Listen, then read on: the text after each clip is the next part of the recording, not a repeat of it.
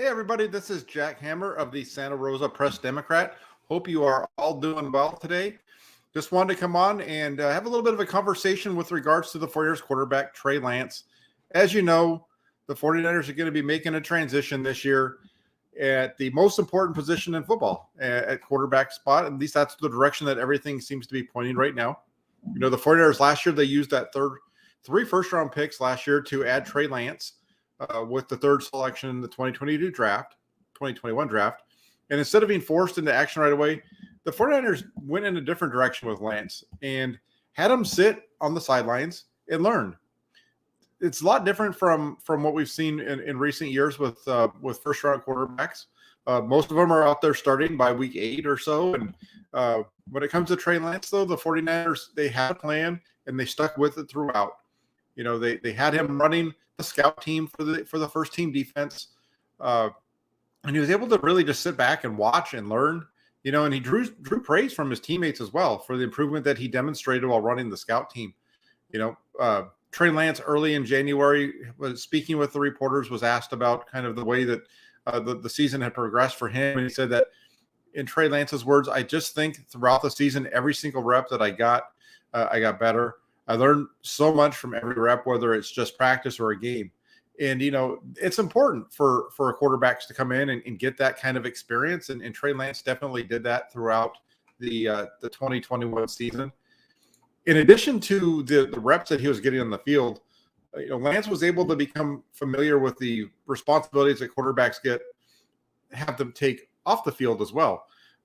Late in the year, after Jimmy Garoppolo was lost for the game against Tennessee that week, with Trey Lance becoming the starting quarterback, he was part of the media sessions, just like a quarterback is every week. He did the same thing in week 5. But what was interesting was after that injury, and after he stepped up to the podium and spoke in week leading up to that week 17 game, the 49ers continued to have him speak to the media on a regular basis. And I think that's important as well, because that's just part of showing him and teaching him what it's like to go through a normal week of practice for an NFL quarterback. Although he wasn't playing in week 18 or in the playoffs, to go through that entire process was important. Also, you know, when you go back and you look at the 2021 season for the 49ers, Trey Lance saw a lot. He saw what it takes to be a quarterback from Jimmy Garoppolo, some of the ways that Garoppolo prepared himself to get ready to play.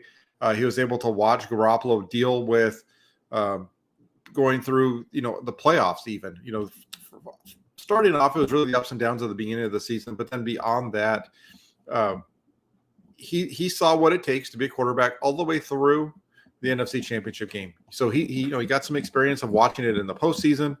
And definitely, I think that's going to help him out as he moves into this year. You know, when you look at it, Lance only made the 2 starts as a rookie, week 5 on the road at Arizona, and then week 17 in a must-win game at Levi Stadium against Houston. And Lance showed improvement from one game to the next, and he also showed improvement throughout the course of each game. So it wasn't just, you know, the improvement from week 5 to week 17 that we saw. We also saw him make improvement from the beginning of the game to the conclusion of it, right? If you go back and if you remember those games, you know, he had some struggles against Arizona in the first possession of the game and throughout early on, and he figured it out. Same thing against Houston. We saw the same thing happen against Seattle as well. So can the 49ers, I think the main question here, and this was one of the questions that was posed to me when I sent out a request for a mailbag questions. And really, I got a number of questions, but they all really related to either Trey Lance or the offensive line. So focusing just on Trey Lance here, can the 49ers make it back to the playoffs with Lance at quarterback in 2022?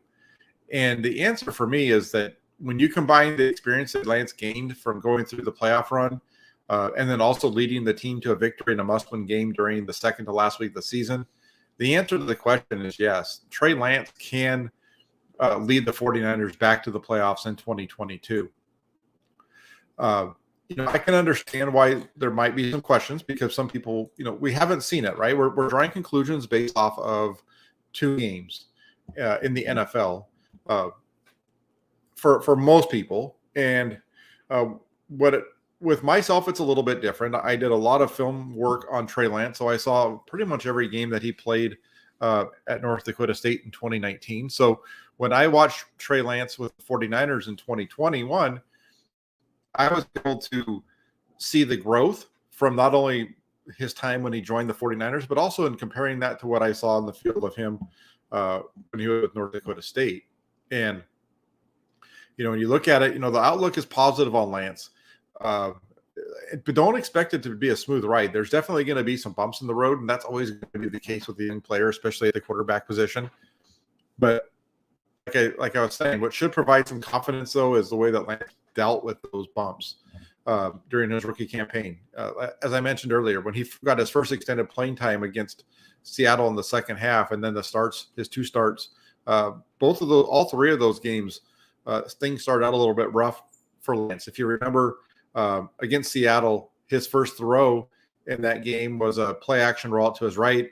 George Kittle was wide open, and instead of getting it to him, he threw it into the ground at George Kittle's feet for an incompletion.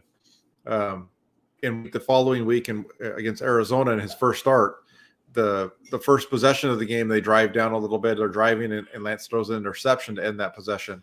And then against Houston, it took a little while for Lance to get settled in. But the positive thing from each of those is that in each case, Lance was able to figure it out. The long touchdown to Deebo Samuel pulled the 49ers to within 7 against the Seahawks. You got to remember part of that was they fell behind by 2 touchdowns because the Seattle scored a touchdown, went up 14-7, and then you had the fumble on the ensuing kickoff return that gave Seattle another 7 points. And so when it went from 7-7 to 21-7 extremely quick. And then Lance was able to hit Deebo Samuel down the right sideline to pull within 7. And then against Arizona, Lance played good enough to win in that game. That loss. You can't put that loss, or at least I don't think you can put the loss against Arizona on Trey Lance's shoulders. There was a lot of things taking place in that game. You had some questionable game management calls when it comes to Kyle Shanahan. Down in the red zone the first time they get down there, and instead of just kicking the field goal, getting the 3 points, they go for it and get stopped at the 1 yard line. Nobody was open. It was a tough situation to put Trey Lance in right there, and he wasn't able to convert, gets tackled, and they don't score. They go for it on third down. They put the ball in his hands a lot to run the ball, as well as some other runs and stuff, and they just weren't good on third down, then they weren't good on fourth down, and they lost at least 6 points in that game by going for it instead of taking the points that were there in front of them. So that's something to take to think about there. And real quick, on this comment, Trey came in against Seattle and the score was 28-0. Trey scored 20 points when he came in. That's false. It was 7-7 when he came in. Jimmy Garoppolo had led a touchdown drive on the opening possession of the game. It was 7-7, and when he made his first appearance, because the 49ers got the ball open the second half. So that's just tough. And then on top of that, but he was able to come out. He was able to make those plays, go out and do some things. Against Arizona, you have the interception, like I said, but then he comes back and he plays good enough to win. The Houston game, Lance struggled early on. There were a couple times where he ran, at least one time where he ran when he shouldn't have. He had a receiver open. There was another time when he scrambled. It ends up being a completion, but it didn't have to be a situation where he scrambled. The ball could have come out of his hand just on the last step of the drop. And for whatever reason, he didn't like the look that he got on the slant. So he took off, running to his right, and completed it anyway. But again, even in that Houston game, you saw the lack of ability to convert on third and fourth and short, and the way that Kyle Shanahan decided to utilize Trey Lance's legs more than just going through with the normal run game that they do. And so hopefully when they move into this next season, you see Lance running a little bit more of the standard 49ers offense, not quite so much of the zone read stuff where putting the ball in his hands. I think that would be much better. But even in the Houston game, over those final 32 minutes, the right there at the end of the first half, in that 2-minute drill, through the second half, Lance played very well. So there's a lot of positives to what he put out, I believe. Look at that. We got Moses in the house. He says that he's working overtime watching this. That's fantastic. Great to have you on, Moses. Great to have everybody in the comment section. I see you guys are getting going over there. Just kind of getting back, the other piece too, one of the other things that stands out when I look at the quarterback play for San Francisco last year is just how similar the results between Jimmy Garoppolo and Trey Lance were. Not the way that they went about their business, but the results. So, like, for example, Garoppolo averaged 8.6 yards per pass attempt. Lance averaged 8.5.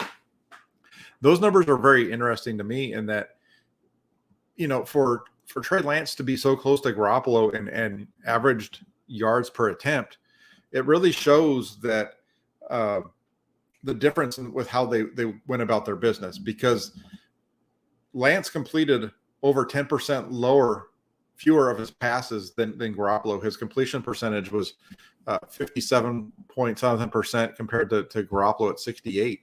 And so there was a little bit of a difference there between those two. I think it was like about 10.5% was how much lower Lance was. So the fact that they were able to even come that close to each other just shows how much different the two players went about their business. Garoppolo, he benefited from his receivers' ability to gain yards after the catch. There was a lot of yak going on because those balls were being thrown underneath most of the time.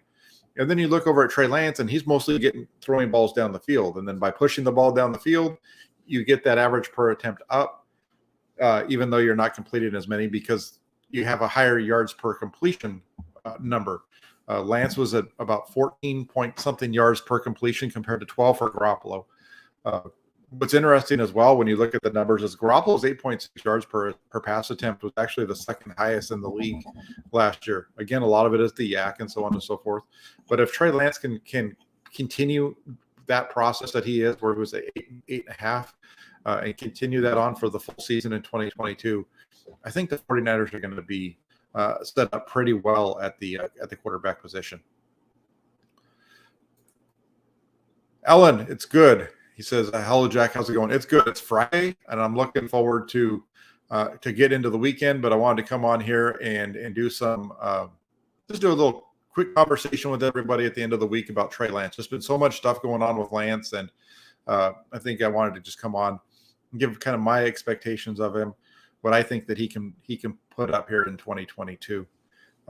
Andrew says, hey, Jack, you're the hardest working 49ers writer. Do you think Lance will stay healthy? What's the biggest hole on the roster? Yeah, I'll answer that one real quick. I do believe that Lance will stay healthy as long as they don't utilize him as a running back. If he just plays quarterback, I think he'll be fine. He took a pounding in that game against Arizona. When you run the ball, 12 plus times and he's getting hit as a quarterback as well.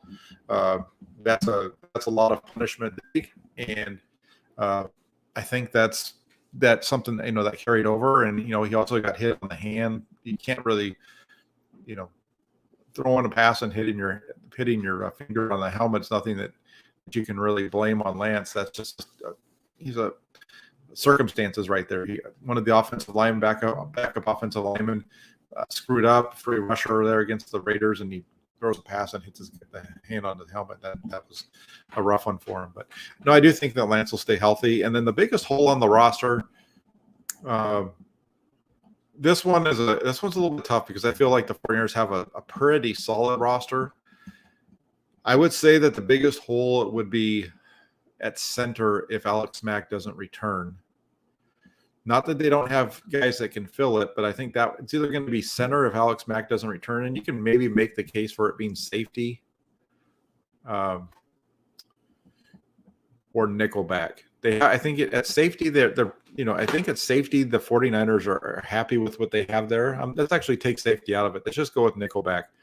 I think when you look at the 49ers offensive line, if Alex Mack isn't back, there's a couple of guys on the roster from last year that could step in. Drake Brendel, who they talked about quite a bit during the offseason, during the pre-draft meeting, and even during the draft.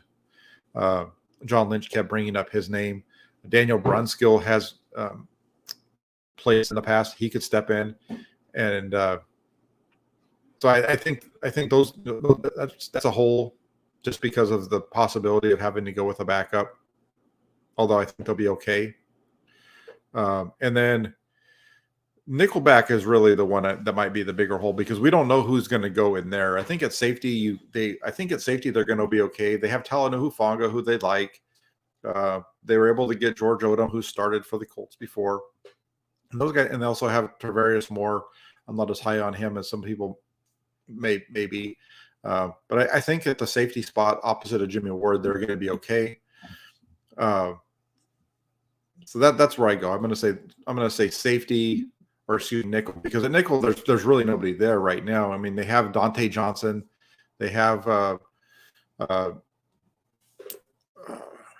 Denard as well at the nickel spot. They won a big game in Week 18 with Johnson and Denard, Darqueze Denard splitting time at the nickel position.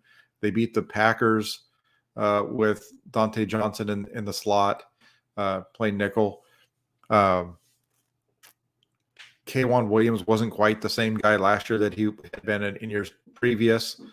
But the problem is right now they don't have a guy that can fill that. I don't know if they want to go into the season and having Dante Johnson be there every down slot corner, or even Darqueze Denard.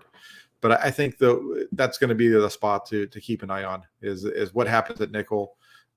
They may even use Jimmy Ward and some of those safeties in that spot every once in a while. So definitely some positions to think about there. But even with that, like I said, you can go through and you can see the expectations of who's supposed to fill those spots. Now it's just a matter of those guys being able to do it, and we'll find that out come.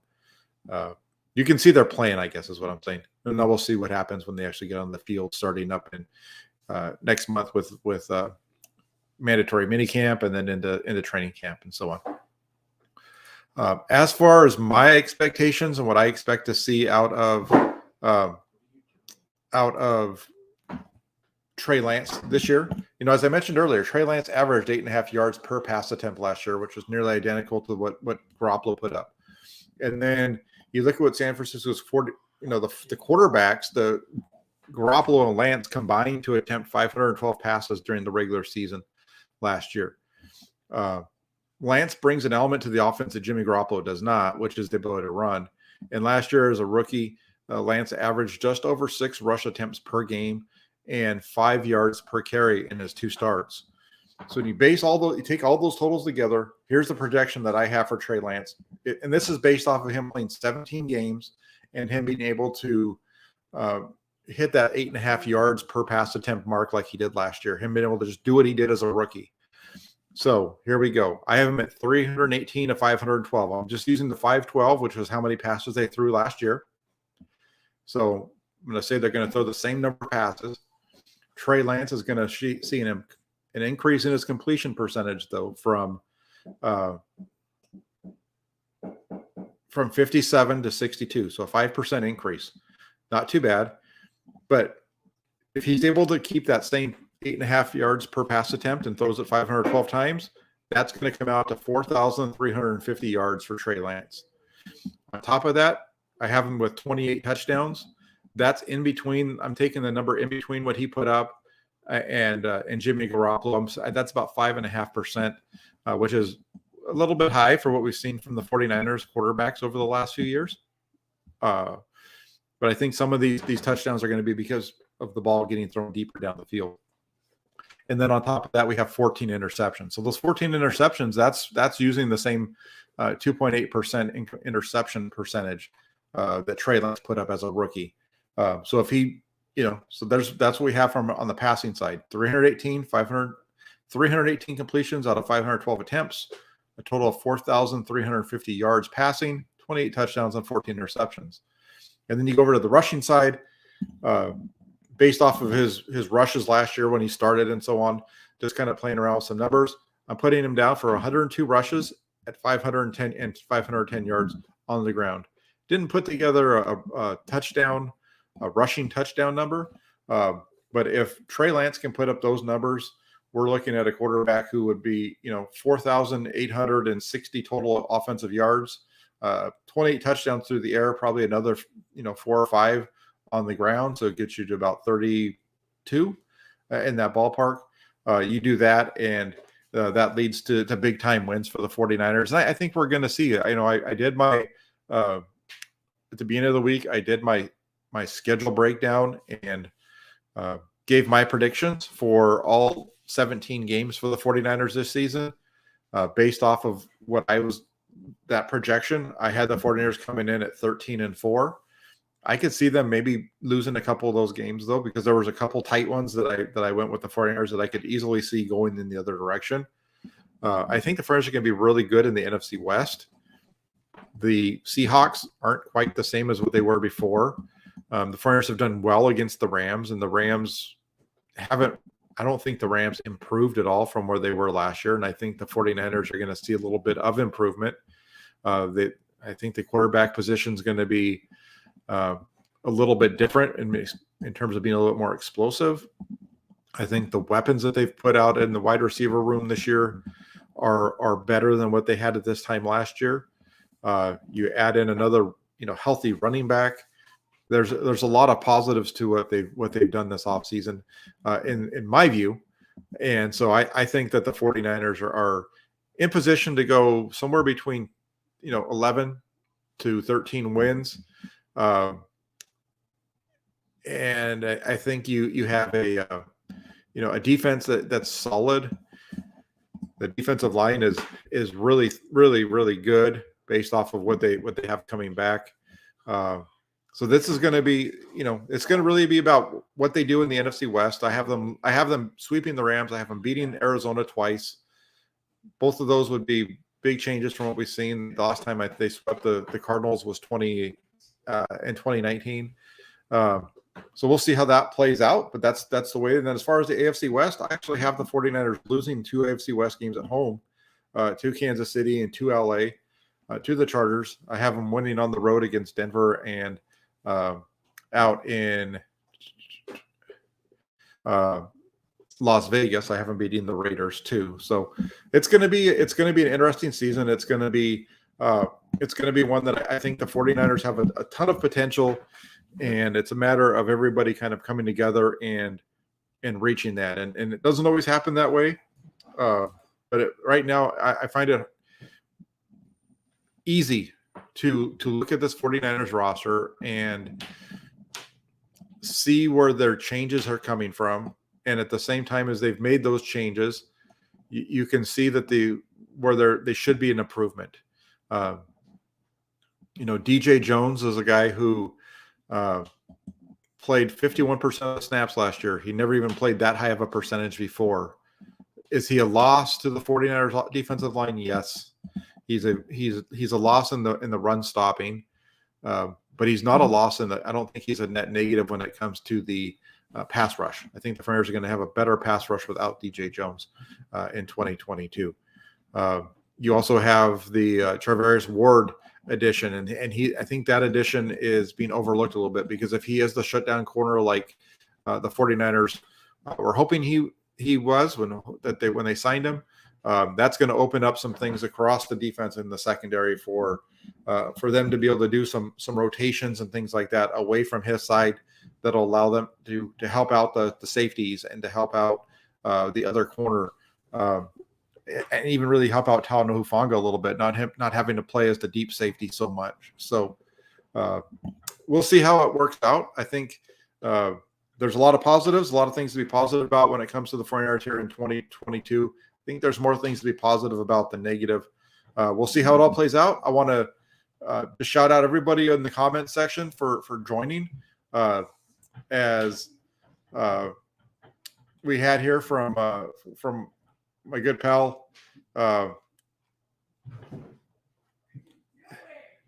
Niner by Nature. He comes on here and he says, Debo, that like button. And then he has this one would be sack that like button. I guess that would be if instead of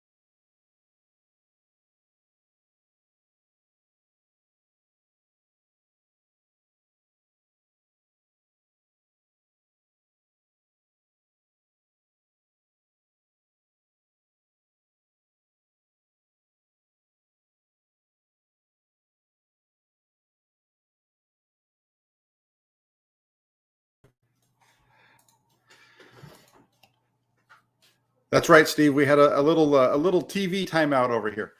So I apologize, folks. I had an issue with my internet. It's not the best over here, and just wanted to say thanks though to everybody that joined. If you liked what you saw, if you could hit that like button, hit the subscribe button, and check it out. Also, make sure you hit the bell notification so that you know every time we go live. That'd be fantastic. Again, I apologize for the glitch at the end. Hope you all have a great Friday, have a great weekend, and I will be back on Monday with some more new 49ers content for you, and we'll get all the news that happens with the 49ers over the weekend out to you. Thanks so much, everybody. Have a great Friday, and we'll talk soon.